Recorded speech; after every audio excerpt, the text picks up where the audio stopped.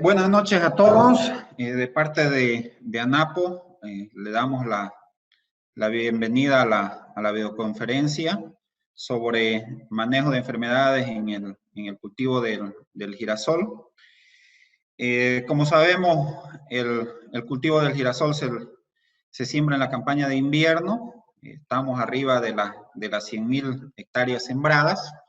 Hasta el momento tenemos unas 120.000 aproximadamente. Y ahí creemos que vamos a pasar las 130.000, ¿no? Mencionar un poquito que en el 1987 tenemos registro como ANAPO 40 hectáreas sembradas de girasol, y lo máximo que hemos sembrado en área ha sido el 2008, con un poquito más de 304.000 hectáreas sembradas, ¿no?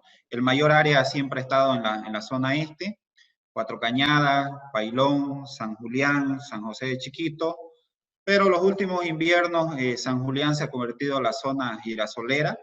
Hay un poquito más de 60.000 hectáreas ahí en San Julián.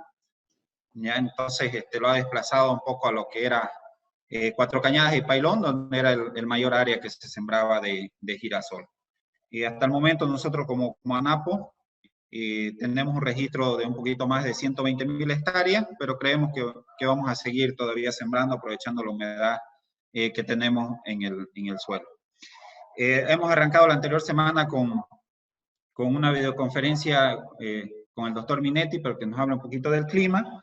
Ahora, por la importancia del cultivo que les he mencionado, lo tenemos al ingeniero Guillermo Barea, con una trayectoria muy amplia en el sector agrícola, es un fitopatólogo, principalmente en el cultivo del girasol. Creo que ha hecho muchos estudios a nivel de campo, a nivel de laboratorio, y es importante que nos transmita la experiencia que él tiene principalmente para el manejo de algunas enfermedades, ¿no? Como ser la alternaria, la esclerotinia, el oidium, que nos va a hablar esta noche.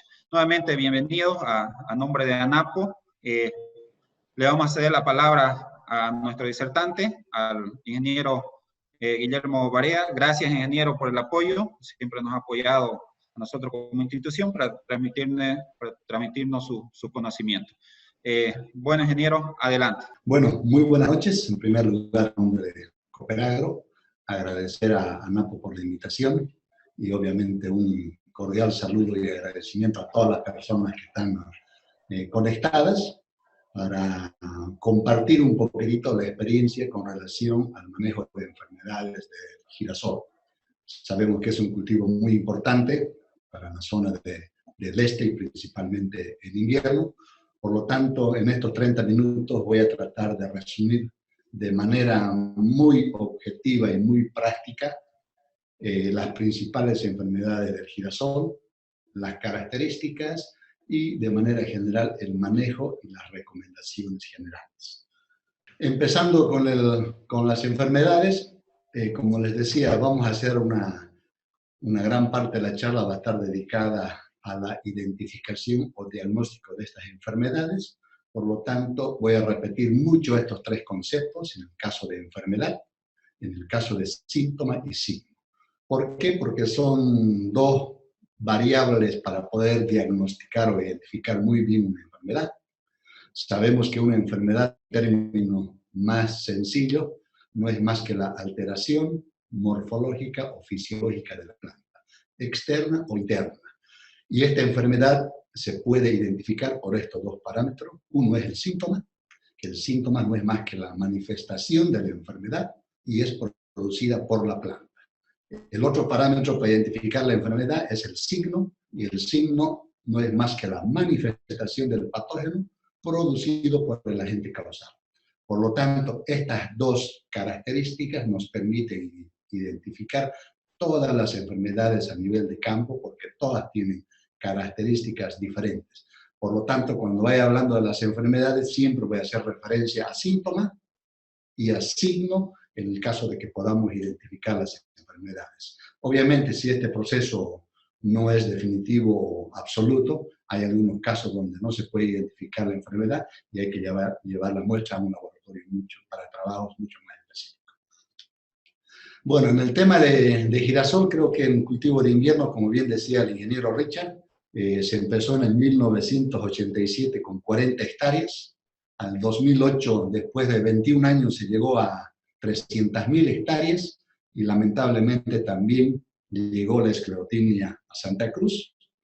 Y el año 2008 creo que fue el peor año de epidemia de esclerotinia que tuvimos, que fue un ataque tremendo, y creo que la esclerotinia fue la causante de que al día de hoy sembremos 100.000 hectáreas, vale decir un 66% menos del área, y tenemos un área bastante grande para producir girasol. Lamentablemente, esta es una enfermedad que hasta el día de hoy nos ha limitado la producción de girasol.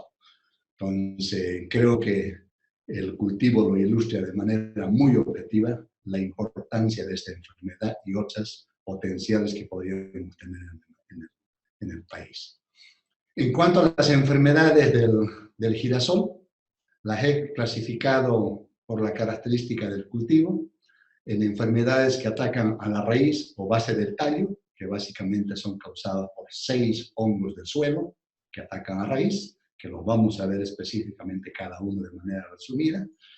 En el girasol es importante las enfermedades de tallo, que también están representadas localmente por 2 o 3 enfermedades que se manifiestan.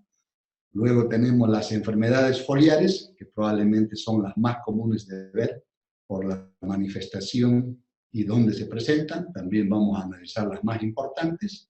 Luego en el girasol es muy importante las enfermedades del capítulo. Ahí tenemos 3 enfermedades muy importantes, siendo siempre la principal esclerotinia, que también vamos a ver a detalle, y finalmente las enfermedades que pueden ser transmitidas por semilla o pueden entrar en la semilla. Todas estas enfermedades vamos a tratar de resumirlas viendo la sintomatología y la identificación de cada una de ellas. En el tema de manejo de enfermedades es muy importante conocer el momento en que se manifiestan estas enfermedades durante el ciclo del cultivo. Es así que, por ejemplo, Alternaria es una de las enfermedades más comunes en frecuencia, podríamos decir. Normalmente esta enfermedad la tenemos todos los años con mayor o menor presión, dependiendo de la zona y la condición climática. Sin embargo, esclerotinia probablemente podemos tener una infección inicial, que vendría a ser la muerte de plántulas, y el ataque más importante, probablemente ataques en capítulo o la parte aérea, que se presentarían en capítulo. Por otro lado, oidio y roya, dependiendo de la condición climática, pueden presentarse en diferentes fases del cultivo. Esta manifestación de enfermedades es importante correlacionar con el ciclo del cultivo para saber en qué fase del ciclo están atacando y cuál es el periodo más crítico de cobertura o de limpieza de enfermedades en el cultivo de girasol. Como bien se sabe, el girasol, el proceso de llenado de grano y contenido de aceite los hace en los últimos 3 o 4 estadios, vale decir, del estadio R6 a R8, por lo tanto estos estadios deben estar plenamente cubiertos y protegidos de enfermedades para que no haya ninguna merma, ya sea en rendimiento o en contenido de aceite. Por lo tanto, es muy importante conocer la fenología, la susceptibilidad del líquido a las enfermedades, el clima y las enfermedades que podrían presentarse dentro de este ciclo. Cuando se habla de enfermedades, en términos de fitopatología, el triángulo epidemiológico es una variable muy importante debido a que se centra en la manifestación de la enfermedad, que principalmente está originada por 3 variables. En primer lugar estaría la planta o el huésped o el cultivo de girasol, que sí o sí tiene que estar presente, y obviamente dependerá de la susceptibilidad de este híbrido para que se presente más o menor enfermedad. La otra variable importante que tenemos es el patógeno. Obviamente el hongo tiene que estar presente, ya sea en suelo, en el ambiente, en el aire, en la semilla, en alguna forma tiene que estar presente el patógeno y con una densidad adecuada para causar la enfermedad. Y la otra variable muy importante es la condición climática favorable para la enfermedad. Entonces, todas las enfermedades requieren una temperatura, una determinada cantidad de horas de mojado foliar y una humedad relativa para poder desarrollarse. Por lo tanto, estos 3 factores tienen que correlacionarse positivamente para que pueda haber enfermedad. Es muy importante conocer los ciclos de cada enfermedad y las condiciones climáticas en las cuales se desarrolla para poder generar una estrategia de manejo. Con esa introducción, ahora veremos la identificación de las principales enfermedades. Arrancaremos, como decía, por las enfermedades de raíz, muy bien conocidas como pudriciones radiculares. Como el nombre indica, son enfermedades que atacan a la raíz o a la base del tallo, y todas estas enfermedades son causadas principalmente por hongos de suelo. Tenemos 6 o 7 patógenos identificados en Santa Cruz como hongos de suelo. Estos hongos en su mayoría son polífagos, quiere decir que atacan a varios cultivos, dependiendo de la condición de clima e inóculo en el campo. Las enfermedades de pudriciones radiculares se manifiestan como tenemos en la imagen, normalmente se manifiestan en manchas, es común que se presenten en manchas, es muy raro ver el cultivo completamente dañado por estas enfermedades, a excepción de algunas enfermedades de muchos cultivos. El síntoma que causan es la pudrición en la base del tallo o raíz, es el síntoma directo, es el síntoma principal. Lo que vemos arriba es un síntoma reflejo de lo que está pasando en la raíz. Normalmente empieza con una clorosis, amarillamiento de la planta, marchitamiento de la planta, decaimiento de la planta y finalmente una muerte descendente. Para identificar estas enfermedades, principalmente hay que extraer la raíz, hacer ciertos procesos sencillos para poder identificar. En la siguiente imagen tenemos un resumen, por ejemplo, todas estas enfermedades de pudrición de raíz van a causar marchitamiento y muerte de plantas. Para identificar una de las enfermedades, por ejemplo, verticillium, que es un hongo de suelo, normalmente tenemos la planta muerta, lo que hay que hacer es arrancar la planta, observar la base del tallo o la raíz, se va a ver que no presenta ninguna necrosis, ninguna constricción del tallo, el tallo parece normal, sin embargo la planta está muerta, lo que hay que hacer es hacer un corte del tallo transversal y ahí van a ver la necrosis vascular, que es característica de este hongo que ataca a nivel vascular y es una infección sistémica. Este parámetro de sintomatología nos permite definir, identificar muy bien la enfermedad. A nivel de síntoma reflejo, normalmente se ven las hojas con una clorosis amarillenta entre las nervaduras, que es bien característico. Posteriormente se va necrosando, siempre entre las nervaduras, y la enfermedad se va manifestando de abajo hacia arriba. Es muy característico esta enfermedad.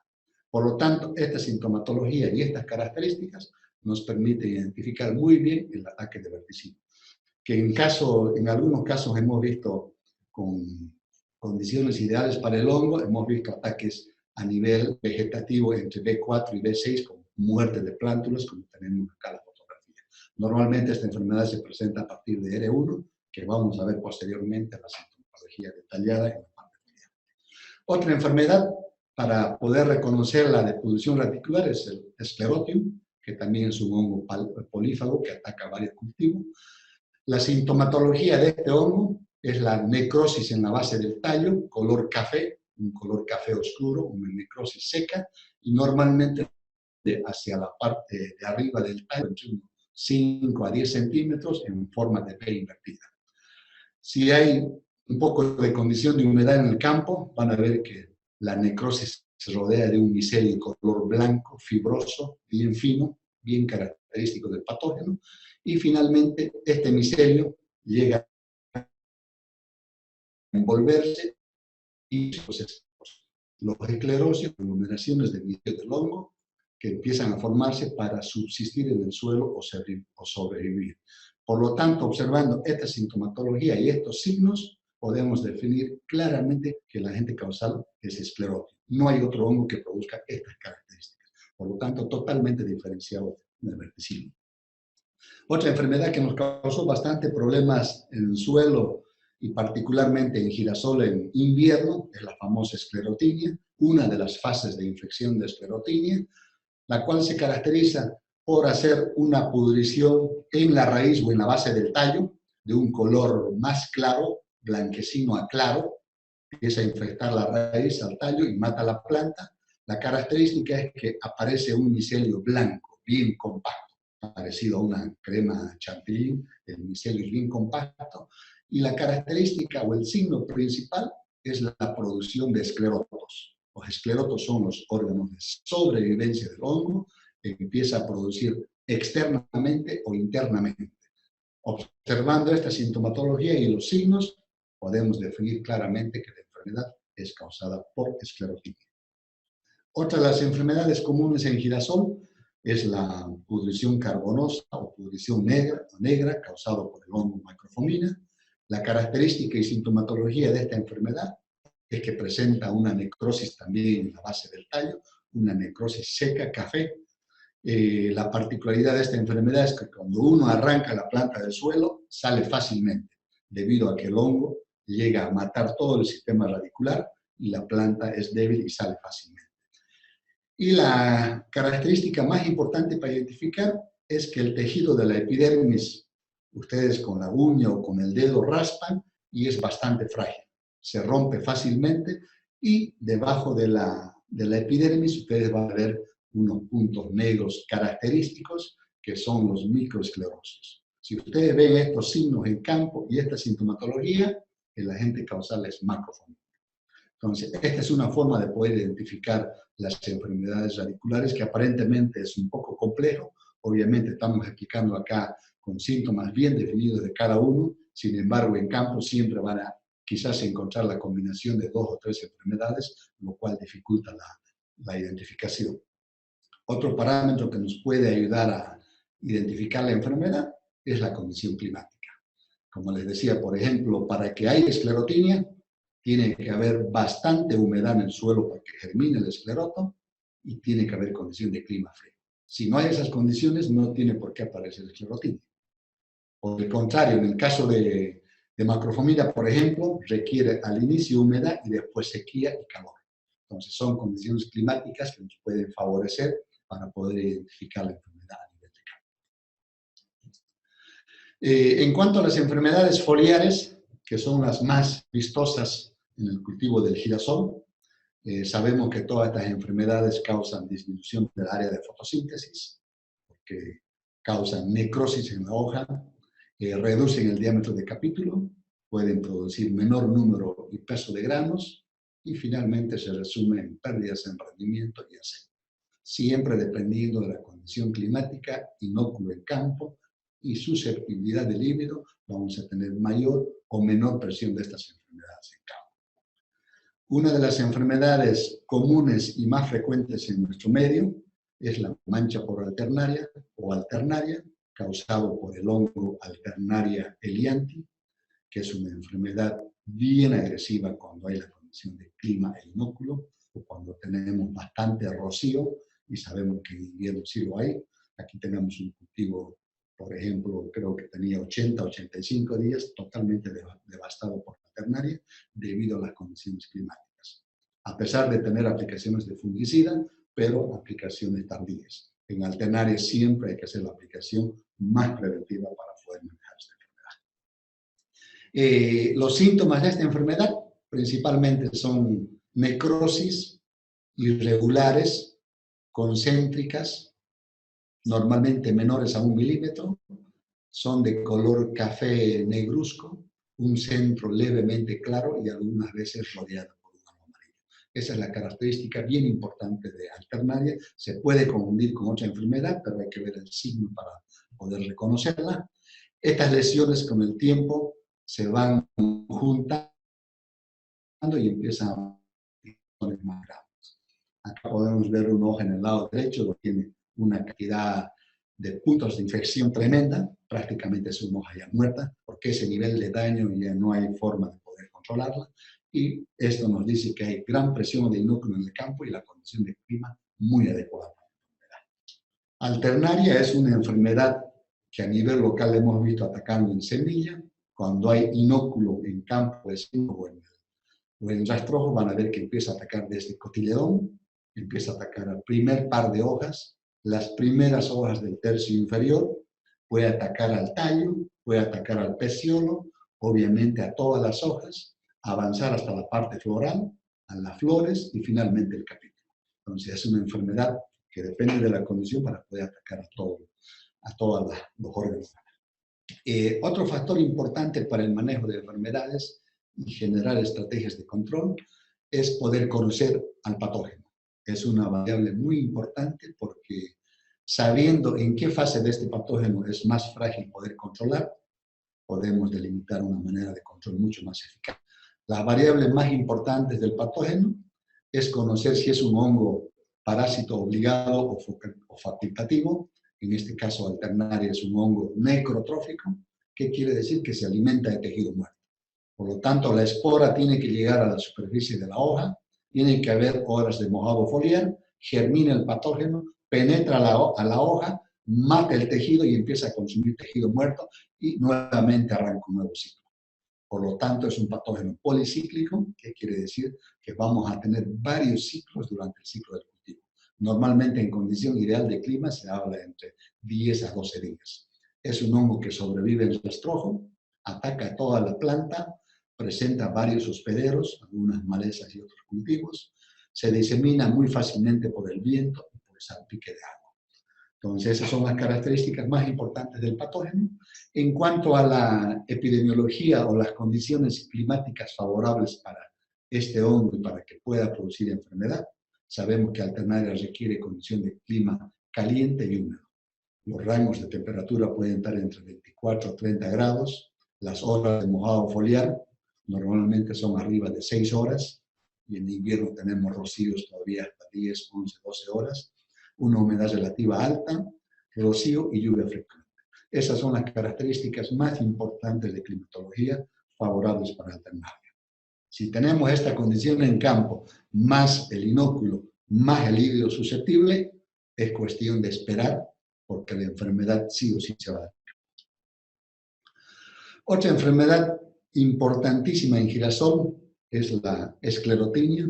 Creo que es la más importante debido al potencial destructivo que tiene la enfermedad y la experiencia de países vecinos y particularmente en nuestro caso desde el 2008.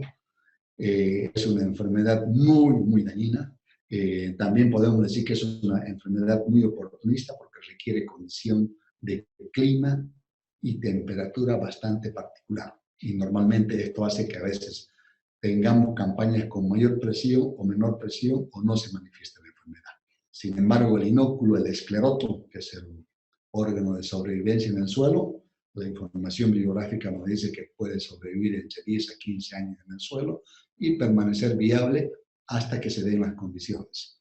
¿Cómo nos ha pasado? ¿No es cierto? Hemos tenido la primera epidemia en el 2008, luego tuvimos algunos inviernos alternando con mayor o menor presión de la enfermedad, en algunas zonas con más presión, en otras zonas con menos presión.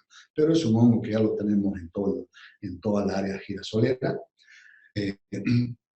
Las pérdidas que logramos tener superaron el 80-90%.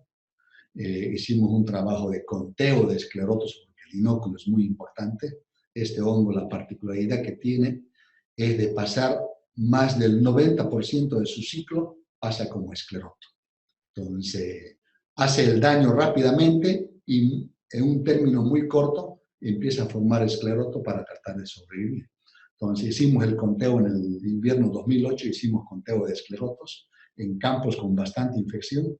Llegamos a contar hasta 685 esclerotos por metro cuadrado.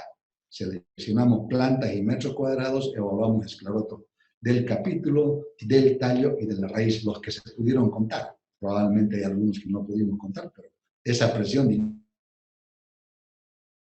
es tremenda para poder generar nuevas infecciones a futuro. Desde el 2008 hasta ahora creo que ya vamos 12 años, probablemente estos esclerotos han perdido viabilidad. Lo ideal sería poder recolectar algo de campo, hacerlo germinar y determinar qué viabilidad tiene. Esclerotinia es una enfermedad bastante particular. Sabemos que tiene dos procesos de infección. Como bien decimos, el escleroto es el que sobrevive en el suelo por bastante tiempo. Este escleroto produce la primera infección que se llama infección miceliar. ¿En qué consiste? El escleroto en campo, hay condición de humedad y temperatura fría. Este escleroto germina, el micelio blanco, entra en contacto con la raíz y la infecta. Rápidamente produce la pudrición de raíz, el estrangulamiento y la muerte de la planta. Esta es una infección que ocurre bajo esa condición. Sin embargo, el otro proceso de infección que se conoce como infección ascospórica o infección aérea es una de las más importantes debido al potencial agresivo que tiene la enfermedad. Si las condiciones de humedad y temperatura siguen adecuadas para el hongo, este mismo escleroto empieza a producir unos estipes, posteriormente los apotecios, y estos apotecios producen unas ascosporas, que son las esporas del hongo que se liberan al ambiente. Son miles de estas esporas que se mueven con el viento y vuelan a cultivos vecinos o dentro del Chaco. Si hay la condición de humedad y temperatura, y si el cultivo de girasol está en floración, el ataque va a ser tremendo, tremendo, como tuvimos casos de pérdidas totales. Entonces, esta infección ascospórica es lo más delicado y lo más complicado de controlar, debido a que es muy crítico el manejo de esta enfermedad. Los síntomas a nivel de capítulo se caracterizan por producir la famosa podredumbre húmeda del capítulo, húmeda porque al tacto se siente que la pudrición es húmeda o gelatinosa al inicio, posteriormente se seca, rápidamente produce un micelio blanco y produce el escleroto. Finalmente llega a invadir todo el capítulo y cae. Esta infección, como bien decíamos, el estadio más susceptible es cuando el cultivo está en floración, debido a que el polen es el alimento de la espora, es una fuente de energía, por lo tanto, todo lo que esté en estadio de floración va a ser mucho más susceptible. Hemos tenido casos en lotes frente a frente en campo, que unos lotes fueron atacados y los otros no. Cuando íbamos a ver la floración, veíamos que el lote más infectado coincidió con la humedad, la temperatura y la presión de inóculo. Y el lote vecino fue sembrado 5 días después, por lo tanto la infección menor, aún siendo la misma variedad. A veces confundimos ese término de tolerancia, no es más que el periodo de floración diferente y la susceptibilidad en ese periodo que fue menor. El otro síntoma que causa la infección ascospórica o aérea es la infección a nivel de la parte media del tallo, la cual se caracteriza por ser una pudrición color café clara a blancuzca. Siempre cuando es esclerotinia, la producción de esclerotos en la parte externa o interna del tallo nos ayudan a identificar la enfermedad de una manera precisa. Otra enfermedad foliar que tenemos es el oidio, que es una enfermedad común en nuestra zona, en algunas áreas con mayor presión o menor presión. Es causada por el hongo Golobinomyces cichorhizarum. Es un hongo parásito obligado, que la sintomatología es bastante común, similar a todos los oidios en los cultivos, que se caracterizan por la presencia de manchas pulverulentas de color blanco o ceniza y que pueden abarcar toda la hoja. Cuando hay la condición de humedad y el híbrido es susceptible, podemos tener infecciones en toda la planta y todas las hojas. Puede atacar al tallo, a la hoja, al peciolo, a las brácteas y finalmente al capítulo. También es un hongo bastante agresivo. Afortunadamente hay muy buenas moléculas o fungicidas para controlar la enfermedad. Y como es un parásito obligado, no es tan agresivo en cuanto a matar tejido, por lo tanto, una aplicación preventiva se puede controlar muy bien la enfermedad. Una enfermedad foliar que tenemos común en nuestra zona es la famosa roya negra, causado por el hongo Puccinia elianthi. Como todas las royas, los síntomas iniciales son la clorosis, los puntos cloróticos en las hojas. Posteriormente, esta clorosis llega a romper la epidermis y se manifiestan las pústulas que son características de todas las royas, ese polvo anaranjado amarillento, y estos empiezan a liberar nuevas uredosporas para causar nueva infección. Como en el caso de las royas, cuando nosotros vemos ya la pústula en campo, al ser un parásito obligado, estas pústulas es la fase final de infección del hongo. ¿Qué quiere decir? Que el hongo ha estado adentro 10 o 15 días antes. En este periodo de pústula ya está ocurriendo una nueva infección. De ahí que las royas hay que controlarlas siempre de manera preventiva al inicio para evitar pérdidas en rendimiento. Otra enfermedad común foliar que tenemos en Santa Cruz, que se presenta en algunas áreas con mayor presión, es la septoria, causado por el hongo Septoria elianthi, que básicamente se caracteriza por producir lesiones circulares e irregulares de un borde levemente oscuro y un centro un poco más claro. En algunos casos se empiezan a ver manchitas angulares y también rodeado en algunos casos por un halo amarillo. Para identificar esta enfermedad hay que observar el signo, que normalmente en las lesiones más maduras o en las lesiones más viejas empiezan a aparecer unos puntos negros distribuidos al azar, que son los pignidios del hongo. Entonces, este es un signo muy particular de esta enfermedad para poder ayudarnos a identificar. La presencia de estos pignidios nos ayuda a identificar el 100% la enfermedad para diferenciar en caso de que sea una alternaria u otra enfermedad similar. Sin embargo, esta sintomatología puede variar en función a la zona, en función al híbrido, condición climática. Aquí tenemos unas imágenes que cordialmente nos cedió la ingeniera Marisa Cazón del Vallecito, donde podemos ver síntomas totalmente diferentes. Unos tizones mucho más grandes en los bordes de la hoja, en la parte central, pero la característica importante es que en estas lesiones avanzadas se pueden observar perfectamente los pignidios, que son característicos de septoria, con síntomas diferenciados a los comunes que tenemos. Esta es otra enfermedad, verticillum, la pudrición por verticillum, u hoja abigarrada, que vimos anteriormente. Es un hongo de suelo, es un hongo que sobrevive en el suelo como microesclerosis. En infecciones tempranas llega a producir dumping off o matar las plantas, que no es muy común, pero sí hemos tenido casos en Santa Cruz. Lo más común es esta infección sistémica, produce una infección sistémica, entra por raíz, se mueve el hongo en los haces vasculares, avanza hacia la hoja, a los pecíolos, y la bibliografía dice que puede llegar hasta la flor e inclusive infectar la semilla. Es uno de los hongos que produce infecciones sistémicas, es decir, que se mueve por toda la planta. Se caracteriza por producir una necrosis vascular, es bien particular esta enfermedad. Hay que hacer el corte del tallo y ver la necrosis vascular. El síntoma reflejo, como bien decíamos, es una clorosis o amarillamiento entre las nervaduras, posterior necrosis, siempre rodeada de un halo. Y otra particularidad que tiene esta enfermedad en las hojas es que al inicio normalmente se ve una parte de la hoja infectada y la otra parte sana. O pueden ver en la planta también una parte de la planta inicialmente infectada y la otra sana, o la mitad de la hoja infectada y la otra menos infectada.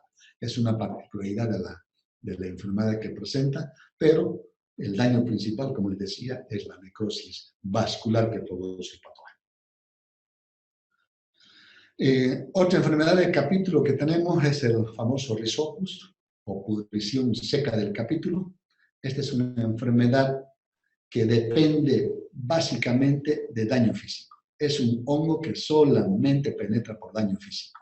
Sabemos que los Rhizopus son mojos comunes en el ambiente, están en todos los ambientes, solamente esperando que haya condición de humedad y un vector para que pueda introducir. En el caso del capítulo de girasol, está dado por los daños físicos, ya sea por pájaros, insectos o algún daño mecánico que pueda tener el capítulo. Hay la condición de humedad y el hongo infecta. Se caracteriza por esta pudrición café seca que produce cuando hay humedad. Desarrolla el hongo por encima de la necrosis y puede causar nuevas infecciones, siempre acompañados de algún vector. Otra enfermedad que se presenta de manera esporádica en nuestra zona, normalmente antes se presentaba de manera más común, sin embargo, en los últimos años se la ha visto muy esporádicamente, es el famoso milio, causado por plasmópora. Es una enfermedad bien particular, como la mayoría de los oomycetes. En este caso, plasmópora, o el milio de girasol, es una enfermedad que sobrevive en el suelo, en tejido infectado y en el suelo como oospora. Este es un patógeno que requiere temperatura muy fría para infectar, estamos hablando de 12 a 13 grados, aún más frío que esclerotinia, y mayor contenido de humedad del suelo. Si hay estas condiciones, este hongo infecta primeramente la raíz, produce una infección sistémica, ataca toda la planta, produciéndolo enanismos, y el síntoma típico es la clorosis, que se produce en el haz de las hojas, unas manchas grandes cloróticas, y ustedes dan la vuelta a la hoja. Si la condición de humedad girar, van a ver la esporulación del hongo, que es un micelio blanco, característico de la enfermedad. Esta es la principal enfermedad conocida como infección primaria o sistémica.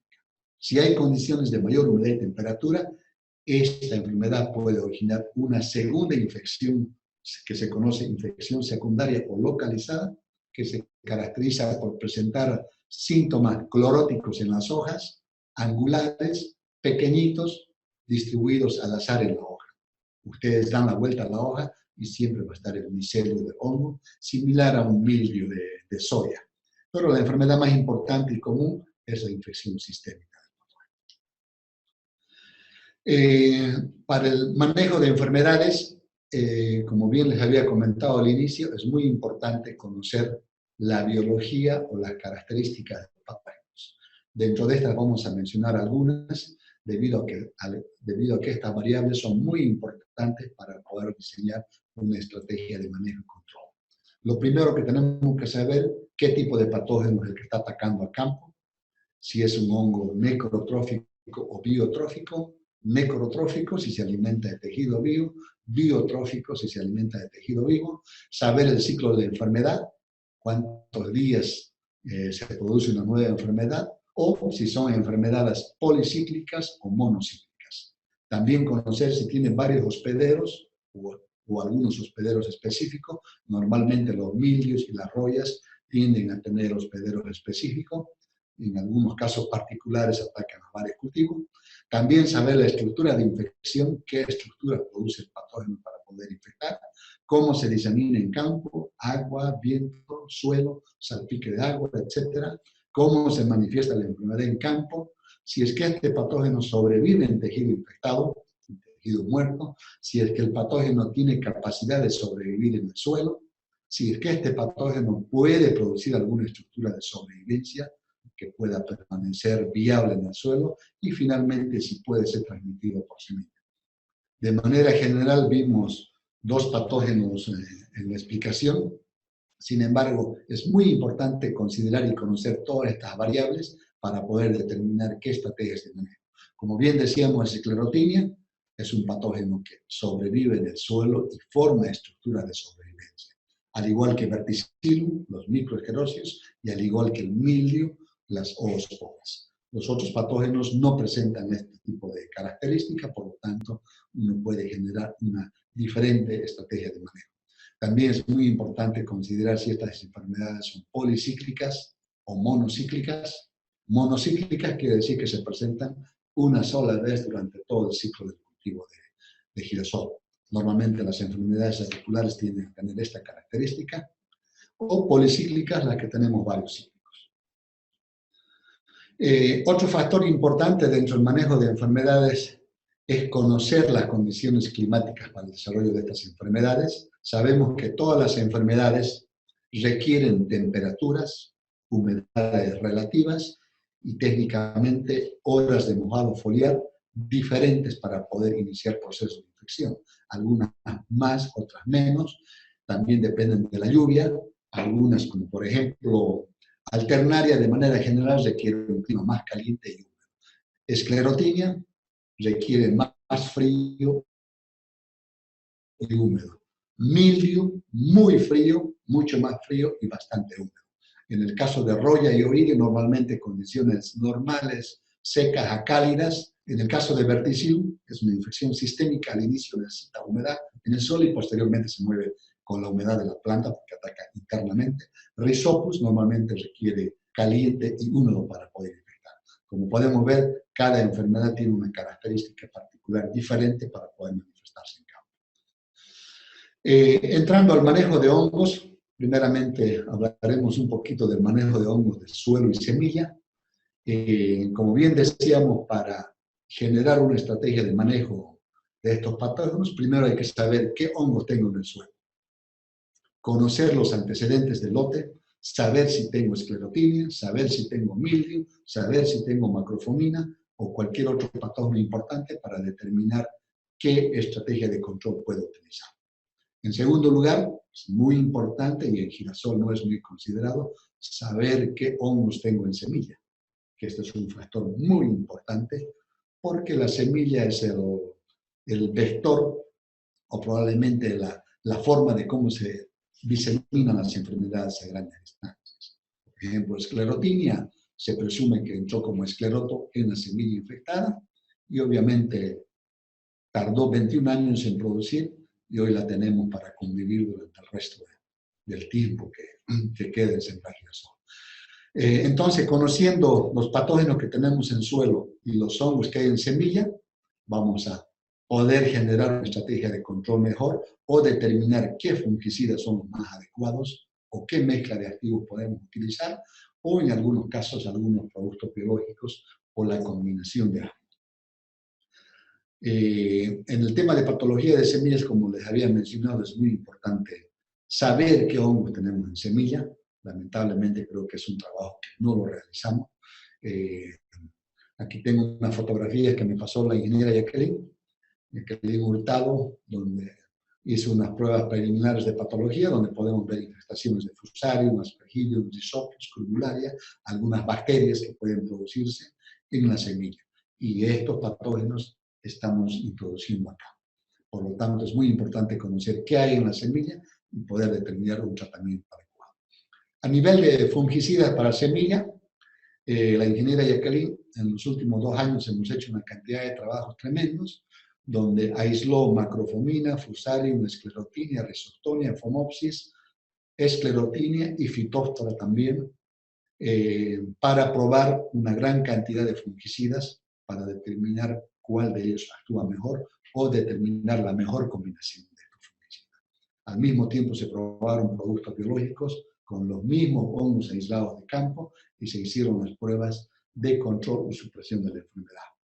El tema de productos biológicos como el Bacillus subtilis tiene controles espectaculares a nivel de supresión de hongo, por lo tanto la combinación de un fungicida biológico con un fungicida químico es una alternativa muy interesante a poder utilizar en el cultivo de girasol.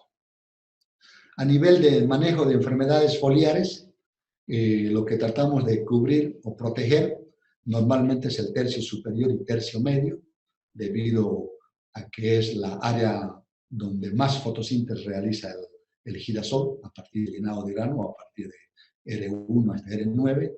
Entonces, lo que se trata es de no dejar avanzar que las enfermedades lleguen al tercio superior, porque si tenemos enfermedad en el tercio superior, significa que el tercio medio y el tercio inferior están totalmente condenados.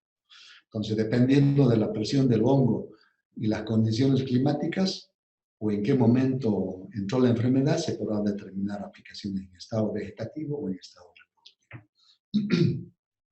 Como bien decíamos, todas las enfermedades, en este caso alternaria, como otras enfermedades, todas avanzan de abajo hacia arriba, debido a que abajo se ocurre un microclima, hay un mayor microclima, temperatura y humedad, por lo tanto las condiciones para el desarrollo de la enfermedad y producción de inóculo es mayor en la parte de abajo. Aquí tenemos un trabajo muy interesante que realizó Sea Wolfram en su centro experimental, donde hicieron un trabajo realmente espectacular, donde midieron el número de lesiones de alternaria por hoja en las 32 horas de cultivo. Desde la primera hoja, la H1, hasta la hoja 32, hicieron evaluaciones cada 7 días para ver el nivel de desarrollo de la enfermedad. Aquí pude sacar los datos solamente del testigo, donde podemos observar a los 7 días, 14, 21, 28, 28, 29 y 42 días, cómo avanza la enfermedad. Si tomamos como ejemplo la hoja número 12 del tercio medio, tercio inferior, vemos que a los 52 días que hicieron la evaluación tenía 4 hojas. Perdón, tenía 4 lesiones. Sin embargo, a los 99 días después de siembra, llegó a tener 450 lesiones. Prácticamente es una hoja muerta y considerando que todavía de ahí nos falta 30 días a cosecha. Entonces, estos niveles de infección son tremendos y al mismo tiempo podemos ver que a partir de desde que empieza la enfermedad, a partir de los 7, 14, 21 días empezamos a perder hojas. A los 21 días perdimos 4 hojas, a los 28 días perdimos 6 hojas, a los 32 días perdimos 11 hojas y así sucesivamente. Por lo tanto, es muy importante proteger el tercio medio y tercio superior en el caso de enfermedades foliares. A nivel de campo se han hecho una cantidad de trabajos tremendos de control de enfermedades, tanto aplicaciones terrestres y aéreas, con diferencias bastante grandes en rendimiento y en aceite, comparando los fungicidas respecto a los pesticidas. Para el manejo de estas enfermedades es muy importante en el control químico o aplicación de fungicidas considerar primeramente la susceptibilidad del híbrido. Saber qué susceptibilidad tiene este híbrido a una determinada enfermedad. Conocer muy bien las condiciones climáticas de la zona, saber la presión de inóculo que hay en el campo y el nivel de infección. Con estos parámetros nosotros podemos determinar qué fungicida aplicar y en qué estadio será una aplicación o 2 aplicaciones. Sabemos que el estadio de llenado de grano y producción de aceite, como bien decíamos, lo hace en la última fase, y normalmente todos los híbridos que se reportan en Santa Cruz, este periodo dura entre 45 y 57 días. Por lo tanto, es un periodo bastante largo a proteger, por lo tanto, una aplicación estratégica entre R5 y R6 puede cubrir esta área. Sin embargo, no hay que descuidar las aplicaciones en estadio vegetativo, siempre considerando la presión de la enfermedad, condición climática y susceptibilidad. A nivel de moléculas, se están manejando a nivel de campo 9 grupos químicos. Disponemos de una gran cantidad de fungicidas con mayor o menor eficacia, combinaciones de estos fungicidas. Lo importante quizás es siempre hacer la aplicación preventiva. No esperar que la enfermedad avance bastante en campo, utilizar los fungicidas más adecuados o la combinación de esos fungicidas en función a la enfermedad que tengamos. También considerar las aplicaciones más preventivas o más curativas. Uno puede jugar con los productos, tratar de realizar una muy buena cobertura y la mezcla de los activos para tener mayor espectro de control. Otra alternativa de manejo que quizás es la más importante es la tolerancia genética o la resistencia de híbridos. En este parámetro hay que saber perfectamente las enfermedades que tenemos y qué tolerancia tienen los híbridos del mercado. Este es un parámetro muy importante para poder definir. Obviamente la época de siembra es muy importante, siembras más tempranos, más calientes, más húmedas, más alternarias, siembras más tardías, probablemente más secas y menos húmedas, más ataque de oído y roya, casos particulares con bastante humedad, presión de esclerotinia y frío, por lo tanto, tratar de realizar la siembra en una época más adecuada en función a la zona y el clima. También es muy importante la zona de producción. Obviamente tenemos zonas más húmedas, más secas, intermedias. Jugar con esta variable, utilizar el híbrido correcto para esta zona, jugar con la fecha de siembra, que nos puede permitir evadir la enfermedad. Por último, conocer el ciclo fenológico del híbrido es muy importante, saber cuántos días tiene desde siembra a floración. Posteriormente, el estado más crítico es de floración a llenado de grano y podemos ver que ese periodo normalmente en promedio de 5 a R9 tarda 50 días y que es un periodo que debemos cubrir de enfermedades, obviamente haciendo una aplicación lo más adecuada posible para lograr tener mejor manejo y control de las enfermedades. Bueno, en resumen, es la presentación que quería compartir con ustedes. Quizás han quedado mucha información por describirla, pero por cuestión de tiempo creo que tratamos de abarcar lo más necesario en la presentación. Muchísimas gracias. Gracias, ingeniero. Muy buena la presentación, una descripción de todas las enfermedades prácticamente que se presentan en el cultivo. Tenemos algunas algunas preguntas, ya que se las vamos a transmitir, que nos han llegado al chat, que la pueden realizar en este momento, lo que no han hecho sus preguntas, para que le tramitamos directamente al ingeniero Barea.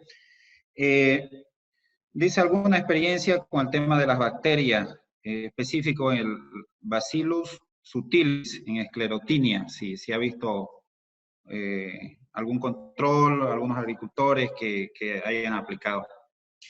El tema de Bacillus subtilis, hicimos pruebas para el control de esclerotinia en el invierno 2008. A nivel in vitro, se ve una supresión similar a los otros hongos. El tema de esclerotinia para el control con productos biológicos de esclerotinia, lo más adecuado que la información internacional recomienda es controlar el escleroto.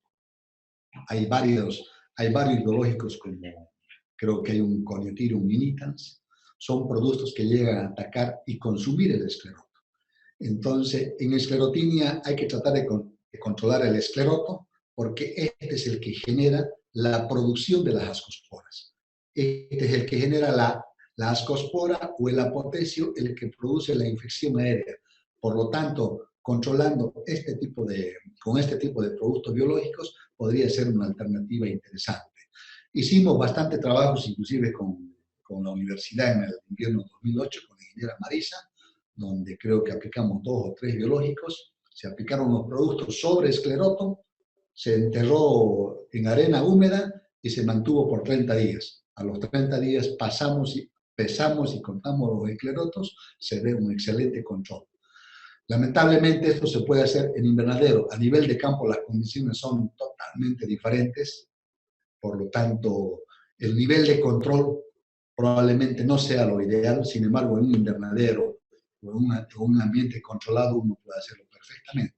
Pero es una alternativa para poder utilizarla, ¿no? A nivel foliar no tengo experiencia con Bacillus, sí hicimos con algunos fungicidas, pero a nivel de Bacillus subtilis no hicimos ninguna prueba específicamente para esclerotinia y girasol.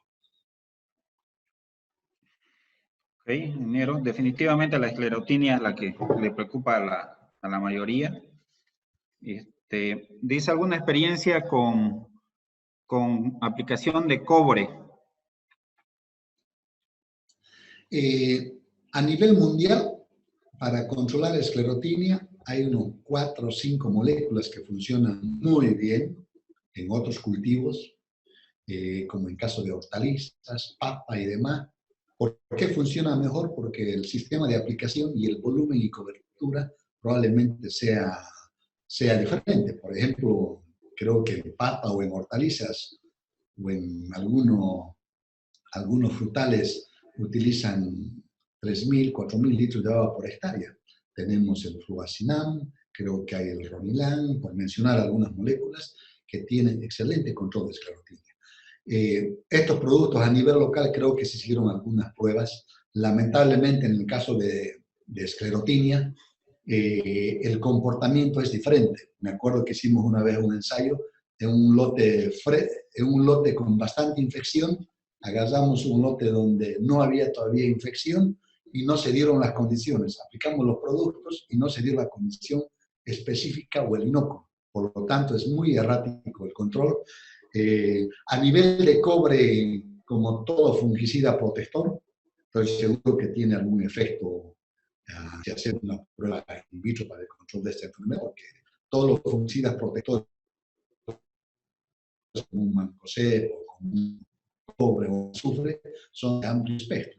Por lo tanto, controlan las 4 clases de hongos. Entonces, debe tener algún efecto, pero específicamente para recomendar a nivel de campo y demás, creo que no tenemos suficiente experiencia con ese tipo de fungicida y esta enfermedad en particular en el cultivo de girasol. Bueno, híbridos tolerantes a la esclerotinia, creo que lo nombró ahí en el cuadro, ¿sí? Existen, ¿no?, algunos híbridos que tienen un poco más de tolerancia a la esclerotinia. Definitivamente híbrido resistente creo que no hay a la esclerotinia. Bueno, nos comentó eso. Después aquí nos escribe, dice, ante una aparición de presión fuerte de esclerotinia en los últimos 10 años, y con la rotación de sorgo en la zona este, ¿será que se pudo disminuir el número de esclerotos viables? Los esclerotos, como les decía, sobreviven hasta 10, 15 años. La rotación de cultivos, obviamente, con plantas que sean menos susceptibles, en este caso el sorgo, va a ayudar a que pueda perder la viabilidad. Exactamente no tengo el dato en mente qué porcentaje de viabilidad podría perder, pero obviamente con el transcurso del tiempo, ese escleroto seguramente se vuelve menos viable y dependiendo de la condición también de campo. Sin embargo, creo que es una enfermedad, por la información que tenemos de afuera, que sobreviven 10 a 15 años los esclerotos. Quizás sería muy bueno organizar un trabajo hoy y hacer la viabilidad de estos esclerotos, donde ya tenemos, como les decía, 12 años de infección. Es más, a veces creo que la ingeniera Jacqueline, nosotros también tenemos esclerotos guardados desde el 2008. Entonces, estos esclerotos se podría ver qué tipo de viabilidad tienen. Sin embargo, a nivel de campo, la rotación de cultivos efectivamente ayuda a disminuir la presión de la enfermedad. Sin embargo, si el inóculo ya está en campo, es muy difícil que pueda perder una viabilidad bastante alta, porque el escleroto, como ustedes saben, es una estructura bastante dura, se lignifica totalmente por afuera, por lo tanto, ustedes lo pueden partir, ese escleroto se puede partir, un escleroto lo parten, y en vez de tener 2 focos de infección, van a tener 4 o 5. Entonces, es un escleroto que tiene una característica bastante particular, donde el mejor manejo es la rotación de cultivos, y quizás habría que ver alguna forma de controlarlo con algún biológico a nivel de escleroto. Y otra pregunta, ¿es posible controlar esclerotinia desde el suelo con esclerotos en el suelo con trichoderma? Eso sería. Y la otra creo que viene casado, a nivel foliar, ¿alguna experiencia con trichoderma para esclerotinia? A nivel de escleroto, se hicieron pruebas locales con tricoderma, tiene un efecto de supresión y control y destrucción del escleroto.